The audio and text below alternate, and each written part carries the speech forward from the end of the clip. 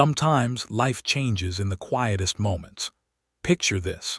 A successful CEO, a man who thought he had control over every part of his world, drives through the backstreets of the city on an ordinary morning. But then, his world stops. In the shadows of an alley, a little girl no older than 6 clutches her baby brother, both of them shivering against the cold brick wall. Her eyes, far too old for her tiny face, lock onto his and whisper a plea that would break any heart. "Please don't take him. He's all I have." In that instant, business deals, deadlines, and boardrooms no longer matter. What matters is this fragile spark of love, survival, and hope. And what unfolds from that moment will change not just one life, but an entire family. Stay with us, and don't forget to subscribe to Hidden Echo Stories for more tales that move your soul.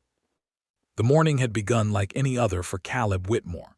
He was a man who built his life on order, on polished routines that promised control. His suits were pressed, his schedule planned to the minute, his Escalade washed to a spotless shine. To the world, he was the picture of composure, a widowed father, a CEO steering multi-million-dollar projects, a man who could bend deadlines to his will. But inside, there was always a quiet ache, a hollow space he carried with him. He buried it beneath board meetings and contracts, yet it stirred at the smallest triggers: a child's laughter, the sight of a father swinging his daughter at the park. He told himself he was fine. He told himself ghosts could not hurt him if he simply refused to look back. That morning, sunlight spilled across the city like liquid gold. He turned down a side street, his thoughts already drifting toward the meeting he was meant to attend. Numbers, strategies, investor concerns, they all pressed at the edges of his mind. Then, a flicker of movement caught his eye. At first, it was nothing more than a heap of discarded cloth wedged between 2 dumpsters. He might have driven on, but something inside him whispered otherwise. He braked, gravel crunching under his tires, and stepped out. The air was warmer now, scented faintly of asphalt and faint blooms from the park nearby. And then he saw her. A little girl no older than 6 crouched against a brick wall, her arms wrapped fiercely around a bundle that shifted and whimpered in its sleep, a baby, barely 2 years old. They were not discarded rags, they were children. Her sweater hung loosely, sliding off one thin shoulder, her sneakers mismatched, one nearly torn apart. But what pierced him most was her eyes, wide, unblinking, far too steady for a child. They met his without flinching, blue as glass under cold light. When she spoke, her voice was no louder than the rustle of paper. "Please don't take him. He's all I have." For Caleb, time collapsed. The traffic hum disappeared, the city blurred, and all that remained was the weight of her words pressing into his chest. He crouched carefully, his heart pounding. "I'm not here to hurt you," he whispered, though his voice cracked. He saw her lips tremble, saw the redness of her cheeks from exposure, the rawness of her knuckles. The baby stirred against her chest, lips tinged faintly blue. "What's your name?" he asked. "Maya," she answered after a pause, as if the truth might cost her something. "And this is Lucas." Her grip on the boy tightened, as though even the sound of his name might summon someone to take him away. Caleb nodded slowly, introducing himself, though his own name felt hollow in that moment. He asked about her mother, and Maya's lashes fluttered. "She said to wait by the light," the girl murmured. "But she didn't come back." The weight of those words pressed against him like stone. Since yesterday, she added, maybe longer. Caleb's throat tightened. He reached instinctively for his phone. "I'll call someone, just a doctor, to help you. He needs it." But at the sight of the phone, Maya recoiled. "No," she whispered fiercely. "Not the people with clipboards. They'll split us up, please." Her desperation was not loud. It was resigned, weary, like she had already rehearsed the loss. It made his hand freeze midair. In that moment, Caleb's world, structured, calculated, relentless, tilted. He was a man who had once believed love was measured by what could be provided. A home, security, a future carved by success. But here, in the alley's dim light, he saw love in its rawest form. A child willing to give up everything just to keep her brother safe. He lowered the phone. "Okay," he said gently. "No clipboards, just help." The relief in her eyes was fleeting. She simply clutched Lucas closer, her small body trembling under the weight of the cold. Caleb removed his jacket, the one worth more than her entire wardrobe combined, and draped it over them both. The gesture felt inadequate, absurd even, but it was all he had in that moment. For a long while he simply knelt there, one hand resting lightly on the jacket, grounding himself to the fragile reality in front of him. When he finally called 911, his voice shook. He told the dispatcher there was a little girl, that she wasn't alone, that they needed to come quickly. Sirens wailed in the distance, growing louder. Maya did not move. She whispered again, her voice so soft it nearly vanished into the morning air. "Please don't let them take him." Caleb could not promise what the system would do, but he knew with sudden clarity that he would not walk away. Not this time. Not from them. At the clinic, fluorescent lights buzzed overhead. The antiseptic smell clung to the air. Caleb sat in the corner, coatless, watching as nurses gently pried Lucas from Maya's arms. She resisted, her fingers clutching until the last possible second. When they led the boy into an exam room, she hovered at the doorway, eyes locked as though sheer will might keep him safe. Caleb knelt beside her, his tone steady though his chest felt raw. "They're just checking him. You did the right thing." Maya blinked, exhaustion dark under her eyes. "You brought us," she corrected softly. The words caught him off guard, not just gratitude but trust, fragile but real. He bought her water and a muffin from the vending machine. She broke it carefully in half, saving one portion on a napkin. "For Lucas," she whispered. Caleb watched her eat slowly, her shoulders still tense, as though she carried the weight of an entire world. Hours passed. His phone buzzed again and again, reminders of boardrooms and deadlines. He silenced them all. His gaze stayed on Maya, who eventually drifted to sleep sitting upright, her small frame leaning unconsciously toward him. And in that fragile quiet, Caleb knew something inside him had shifted. This was no coincidence. This was a beginning. The hours in the clinic blurred together, stitched by the steady hum of machines and the muted shuffle of nurses' shoes. Caleb sat rigid in his chair, watching Maya guard the exam room door as though her presence alone could keep Lucas breathing. The boy's cheeks had regained a trace of color, but the bluish tint still haunted his lips. Caleb's phone vibrated again with urgent messages from his assistant. Investor votes, project renderings, looming deadlines, all demanding attention. He ignored them, his hand resting on the armrest of Maya's chair as though to anchor her to the moment. When the nurse finally returned, her tone was clinical but kind.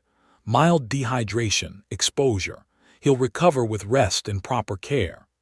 Caleb exhaled a breath he hadn't realized he was holding.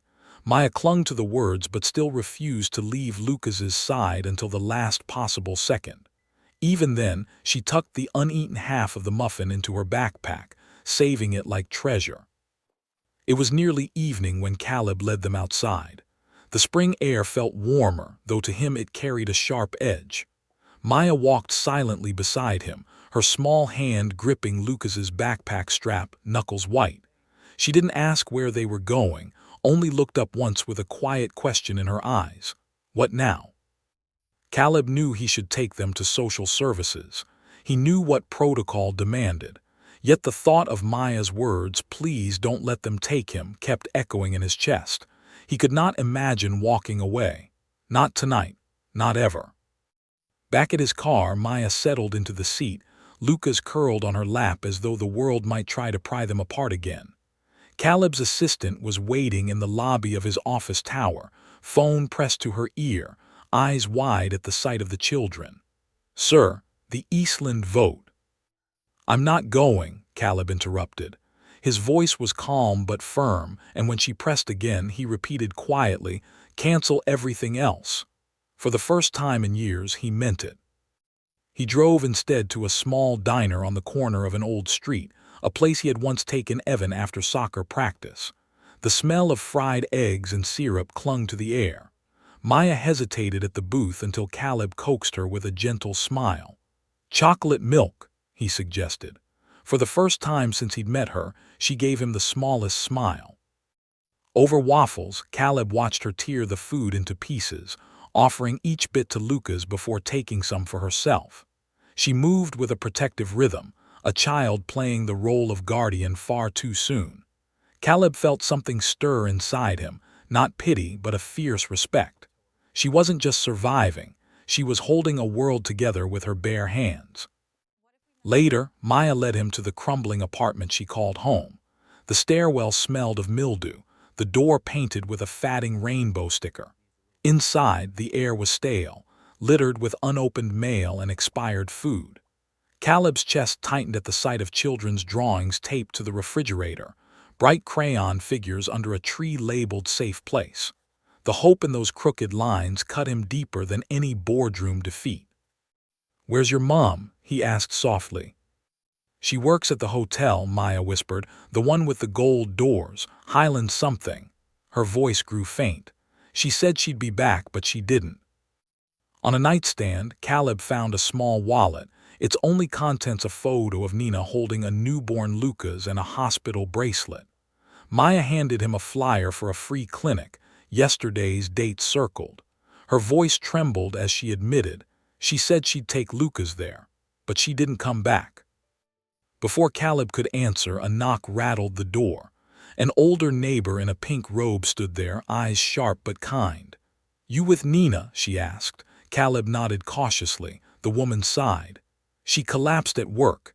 Ambulance took her to County General. That girl works too hard for too little." The words hit Caleb like a thunderclap.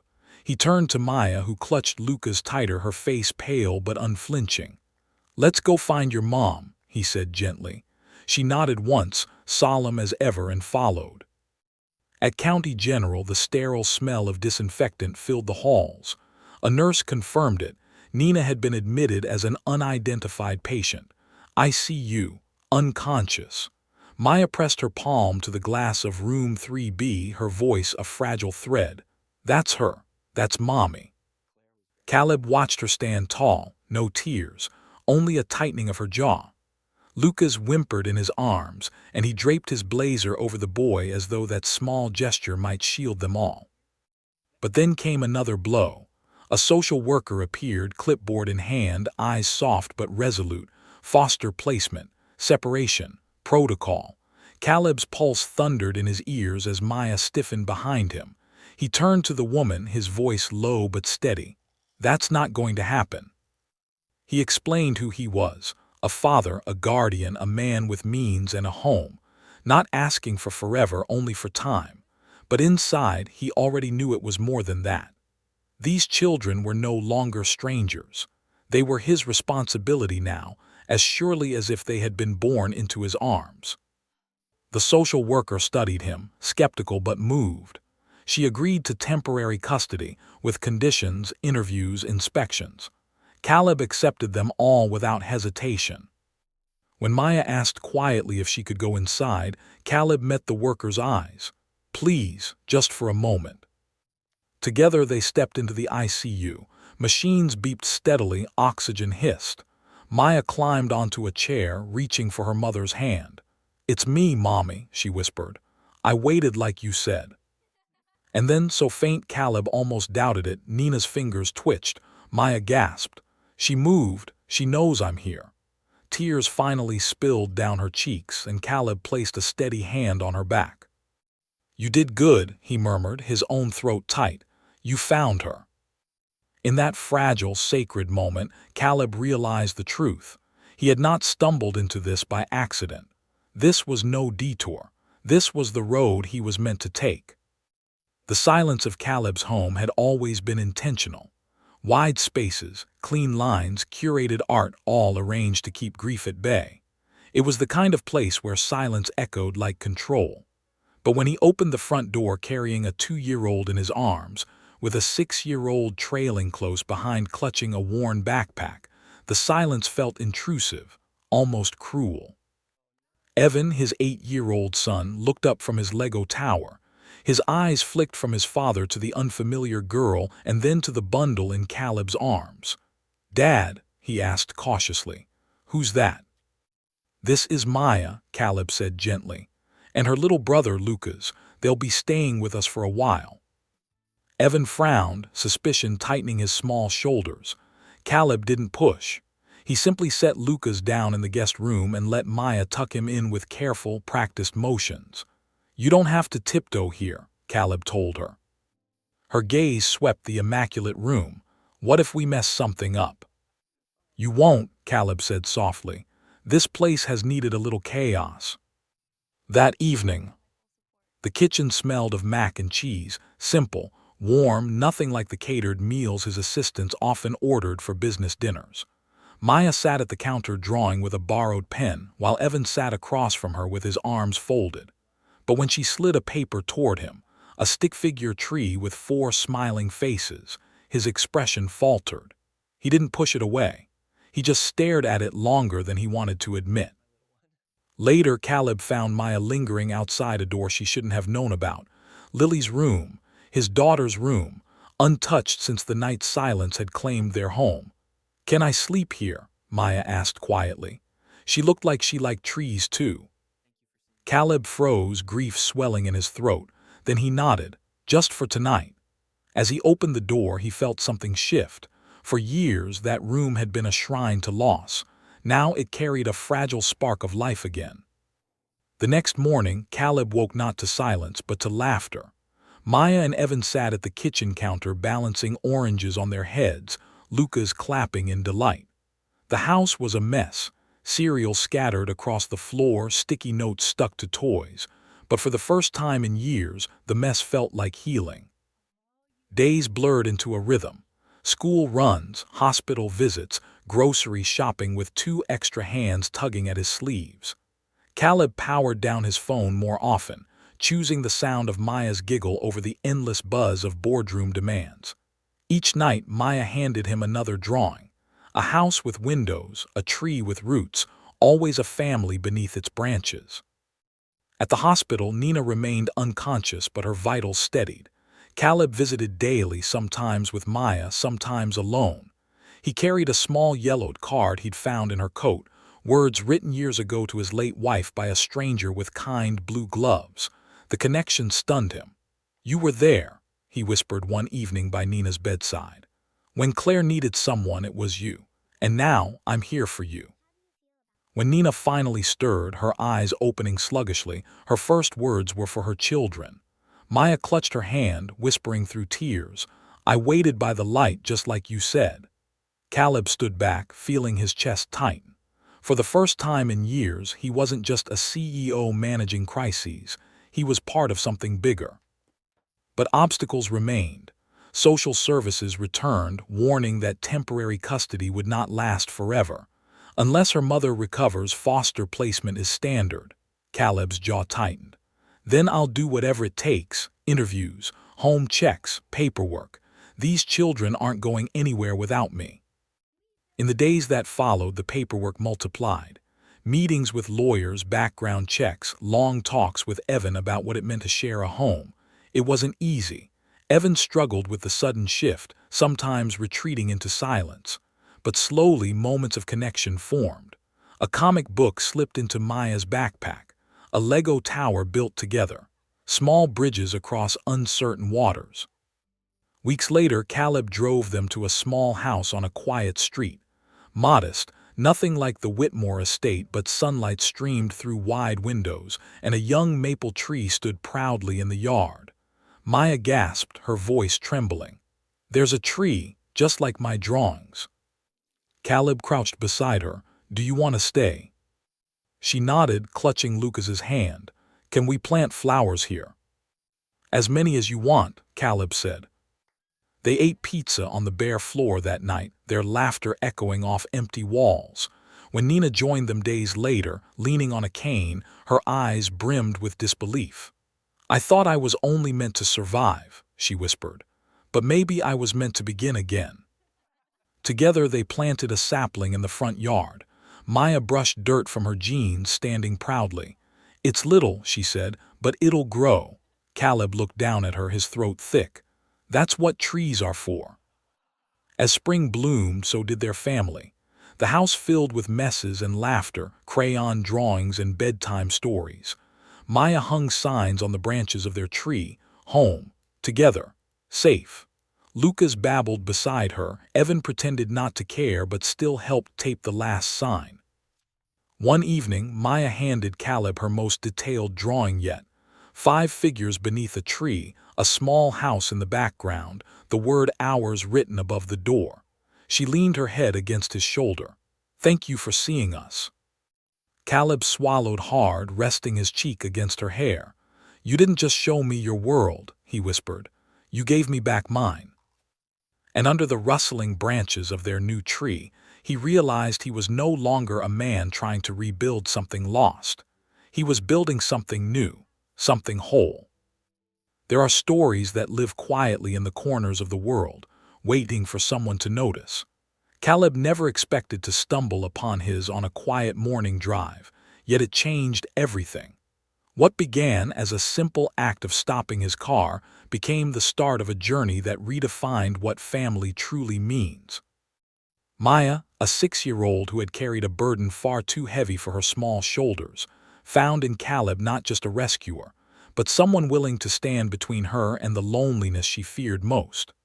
Lucas, her baby brother, once fragile and silent, grew stronger with each passing day, not because of medicine alone, but because of the love and safety he was finally wrapped in. And Nina, their mother, once lost to exhaustion and illness, opened her eyes to find that strangers had become protectors, and protectors had become family. For Caleb, the man who had once measured his worth by contracts and meetings, life shifted forever. He discovered that strength was not in the empire he built, but in the small, sacred moments he chose to protect: Maya's laughter, Evan's cautious acceptance, Lucas's sleepy smiles, and Nina's whispered gratitude. His house, once pristine and echoing with silence, now breathed with life. Every crayon drawing taped to the fridge, every mess on the kitchen floor, every bedtime story told under a blanket of stars was proof that love grows in the most unexpected soil. This was never about saving someone else. It was about being saved together. It was about discovering that family is not defined by blood alone, but by the courage to stay, to choose, to love, even when it is inconvenient, even when it is difficult. As spring came early that year, so did a new chapter. A small tree in the front yard began to bloom, its roots finding strength in the ground, its branches stretching toward the sun. Underneath it stood 5 figures who had once been broken, now bound together by something deeper than circumstance. A single word written in a child's hand said it best: ours. And so this is not just Caleb's story or Maya's or Nina's. It is a reminder to us all that love often arrives in the quietest places, and sometimes the family we need is the one we choose. If this story touched your heart, if it reminded you of the beauty found in second chances and unexpected bonds, we invite you to stay. Subscribe to Hidden Echo Stories for more tales that move your soul, heal your spirit, and remind you that even in the darkest alleys, hope is waiting to be found.